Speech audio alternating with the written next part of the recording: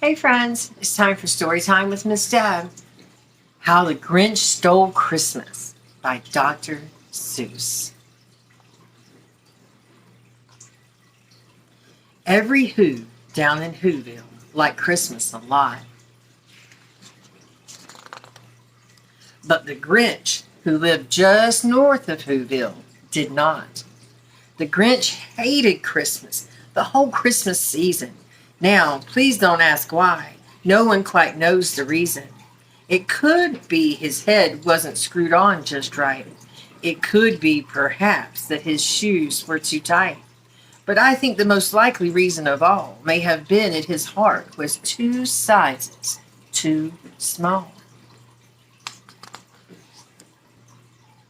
But whatever the reason, his heart or his shoes, he stood there on Christmas Eve, hating the Who's, staring down from his cave with a sour, grinchy frown at the warm lighted windows below in their town. For he knew every Who down in Whoville beneath was busy now hanging a mistletoe wreath. And they're hanging their stockings, he snarled with sneer. Tomorrow is Christmas. It's practically here. Then he growled with his Grinch fingers nervously drumming. I must find some way to stop Christmas from coming. For tomorrow, he knew, all the Who, girls and boys, would wake bright and early. They'd rush for their toys, and then, oh, the noise. Oh, the noise, noise, noise, noise. That's the one thing he hated. The noise, noise, noise. Then the Who's, young and old, would sit down to a feast, and they'd feast, and they'd feast, and they'd feast, feast, feast, feast. They would feast on Who pudding and rare Who roast beast, which was something the Grinch couldn't stand in the least. And then they'd do something he liked least of all. Every Who down in Whoville, the tall and the small, would stand close together with Christmas bells ringing, and they'd stand hand in hand, and the Who's would start singing. They'd sing, and they'd sing, and they'd sing, sing, sing, sing. And the more the Grinch thought of this Who Christmas sing, the more the Grinch thought, I must stop this whole thing.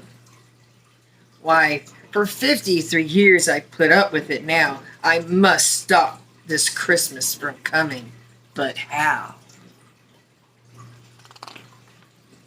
Then he got an idea. An awful idea. The Grinch got a wonderful, awful idea. I know just what to do. The Grinch laughed in his throat, and he made a quick Santa Claus hat and coat, and he chuckled and clucked. What a great Grinchy trick! With this coat and this hat, I look just like Saint Nick. All I need is a reindeer. The Grinch looked around, but since reindeer are scarce, there was none to be found. Did that stop the old Grinch? No. The Grinch simply said, if I can't find a reindeer, I'll make one instead. So he called his dog Max.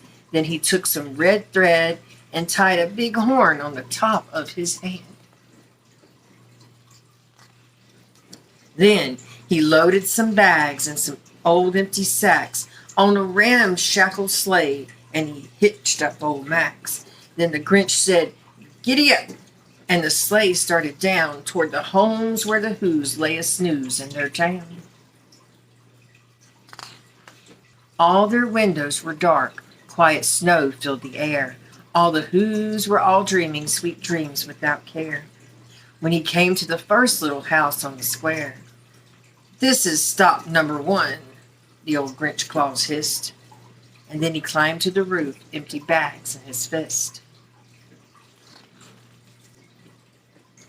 Then he slid down the chimney, a rather tight pinch, but if Santa could do it, then so could the Grinch.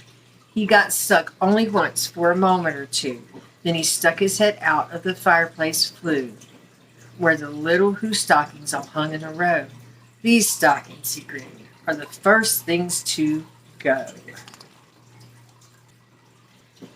Then he slithered and slunk with a smile most unpleasant around the whole room, and he took every present: pop guns and bicycles, roller skates and drums, checkerboards, tricycles, popcorn and plums, and he stuffed them in bags. Then the Grinch very nimbly stuffed all the bags one by one up the chimney. Then he slunk to the icebox. He took the Who's feast. He took the Who pudding. He took the roast beast. He cleaned out that icebox as quick as a flash. Why, that Grinch even took their last can of Who hash. Then he stuffed all the food up the chimney with glee. And now, grinned the Grinch, I will stuff up the tree. And the Grinch grabbed the tree, and he started to shove when he heard a small sound like the coo of a dove. He turned around fast, and he saw a small Who. Little Cindy Lou Who was not more than 2.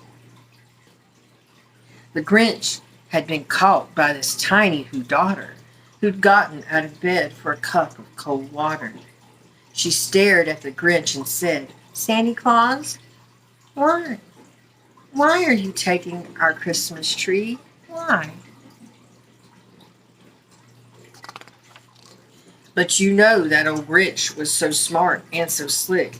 He thought up a lie, and he thought it up quick. "Why, my sweet little tot," the fake Santa Claus lied, "there's a light on this tree that won't light on one side. So I'm taking it home to my workshop, my dear.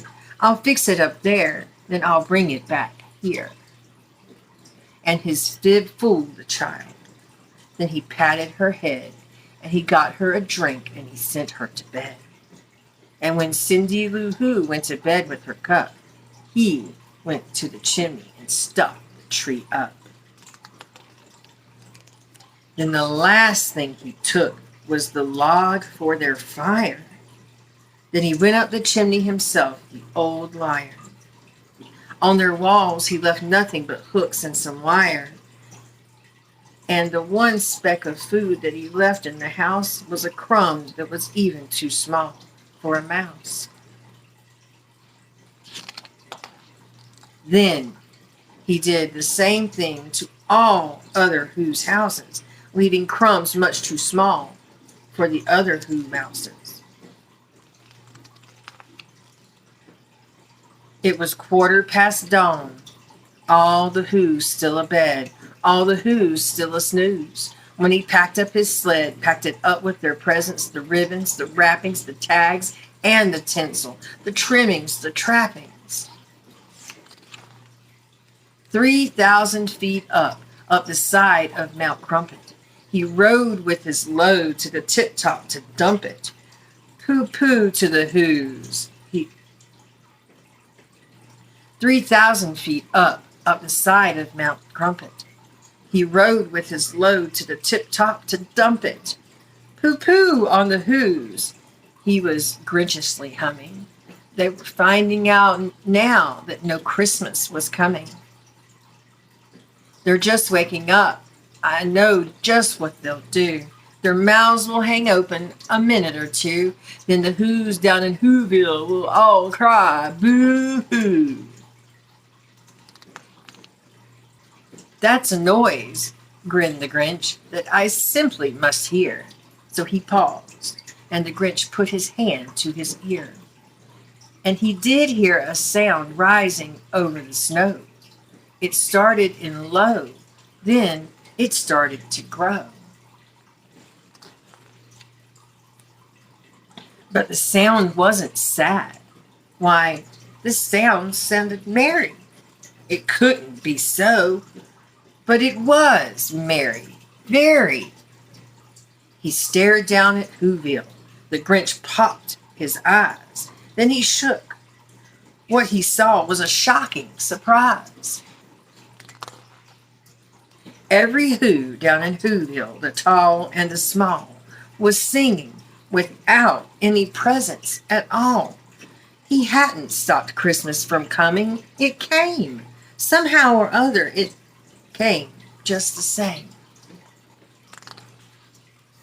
And the Grinch, with his Grinch feet ice cold in the snow, stood puzzling and puzzling. How could it be so? It came without ribbons. It came without tags. It came without packages, boxes, or bags. And he puzzled 3 hours till his puzzler was sore. Then the Grinch thought of something he hadn't before. Maybe Christmas, he thought, doesn't come from a store. Maybe Christmas perhaps means a little bit more. And what happened then? Well, in Whoville they saw that the Grinch's small heart grew 3 sizes that day. And the minute his heart didn't feel quite so tight, he whizzed with his load through the bright morning light, and he brought back the toys and the food for the feast. And he himself, the Grinch, carved the roast beast. I think that was a very fun story, everybody. Thanks for reading with me today. Bye, friends.